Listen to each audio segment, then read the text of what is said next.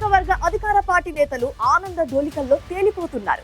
అధికారంలోకి వచ్చి రెండేళ్లైనా ప్రతిపక్షంలో ఉన్నట్లే ఉందనుకున్న కార్యకర్తల్లో ఒక్కసారిగా జోష్ నిండిందనే టాక్ నడుస్తుంది అక్కడ.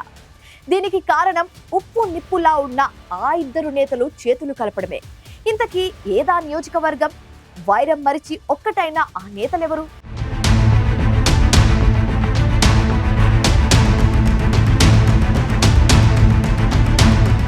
పదేళ్లు అధికారంలో ఉన్న బీఆర్ఎస్ ని ఇంటికి సాగనంపారు తెలంగాణ ప్రజలు. 2023 ఎన్నికల్లో కాంగ్రెస్ పార్టీకి పట్టం కట్టారు. కానీ ఓరుగల్లు గడ్డపై ఉన్న ఆ నియోజకవర్గంలో మాత్రం ప్రతిపక్షంలోనే ఉన్నామనే ఫీలింగ్ తో గడిపారు అధికార పార్టీ కార్యకర్తలు. కొన్ని అద్భుతాలు అనుకోకుండా జరిగిపోతాయన్నట్లు 2 ఏళ్ల తర్వాత అక్కడ అనూహ్య పరిణామాలతో క్యాడర్ ఆనందమానందమాయే అంటూ కోరస్ పాడుతోంది. దీనికి ఇన్ని రోజులుగా ఉప్పు నిప్పులా ఉన్న సీఎం రేవంత్ నర్సంపేట ఎమ్మెల్యే దొంతి మాధవిరెడ్డి మధ్య సయోధ్య కుదరడమే కారణమని రాజకీయ విశ్లేషకులు భావిస్తున్నారు. సీఎంగా రేవంత్ రెడ్డి పదవీ బాధ్యతలు స్వీకరించినా ఆయనతో టచ్ మీ నాట్ అన్నట్లే ఉన్నారు దొంతి.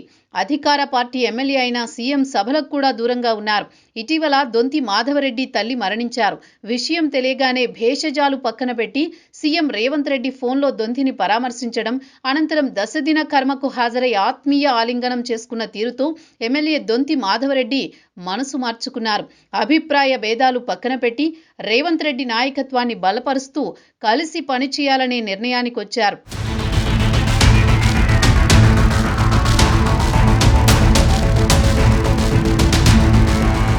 ఇన్ని రోజులు సీఎంని కలవని దొంతి మాధవరెడ్డి మొన్న వరద ప్రభావిత ప్రాంతాలను పరిశీలించడానికి వచ్చిన రేవంత్ రెడ్డికి సాదర స్వాగతం పలకడమే కాకుండా పర్యటన అయిపోయేదాకా పక్కనే ఉండి సెండ్ ఆఫ్ కూడా చెప్పారు. దీంతో నర్సంపేట కాంగ్రెస్ కార్యకర్తలు నయా జోష్ వచ్చింది.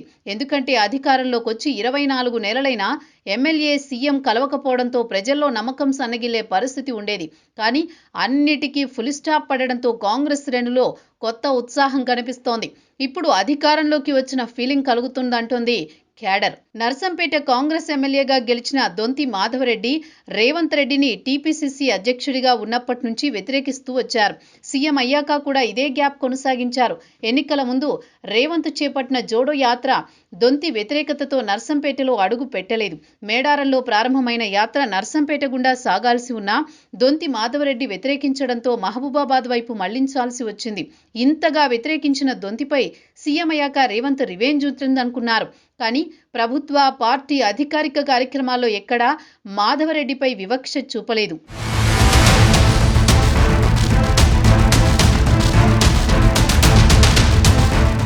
అసెంబ్లీ సమావేశాల్లో కూడా సీఎంతో సంబంధం లేదన్నట్టు వ్యవహరించారు దొంతి.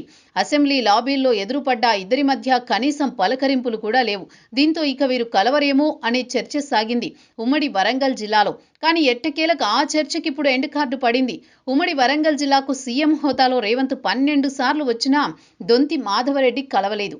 అయినా అవన్నీ మనసులో పెట్టుకోకుండా పంతానికి పోకుండా తన వైపు నుంచే స్నేహహస్తం చాచారు రేవంత్ రెడ్డి. తన తల్లి మరణం సందర్భంగా రేవంత్ వ్యవహార శైలితో దొంతి కూడా మెత్తబడ్డారు. తెగేదాకా లాగడం సరికాదనే నిర్ణయానికొచ్చారు. అందుకే వరద టూర్లో సీఎంతో పాటు సమీక్షలో పాల్గొన్నారు. ఆయన తిరిగి వెళ్లేదాకా సన్నిహితంగా మెలిగారు. ఈ పరిణామం ఉమ్మడి వరంగల్ జిల్లా కాంగ్రెస్ శ్రేణుల్లో నర్సంపేట నియోజకవర్గ క్యాడర్లో కొత్త ఉత్సాహం నింపింది. ఆయన సీఎం, ఈయన అధికార పార్టీ ఎమ్మెల్యే అయినా ఇన్నాళ్లు మొహాలు కూడా చూసుకోనంత గ్యాప్తో ఆవేదన పడ్డ కార్యకర్తలు మంచి రోజులొచ్చాయని సంబరపడుతున్నారు. ఇద్దరూ కలిసి పనిచేస్తే నియోజకవర్గానికి మరింత మేలు జరుగుతుందనే నమ్మకంతో ఉన్నారు. ఇన్ని రోజులు భేషజాలకు పోవడంతో అభివృద్ధికి దూరమయ్యామని, మిగిలిన ఈ 3 ఏళ్లలో ఆ లోటును భర్తీ చేస్తామనే ఉత్సాహంతో ఉన్నాయట కాంగ్రెస్ పార్టీ శ్రేణులు. స్థానిక సంస్థల ఎన్నికల ముందు ఈ పరిణామం నర్సంపేటలో కాంగ్రెస్కి మేలు చేస్తుందంటున్నారు.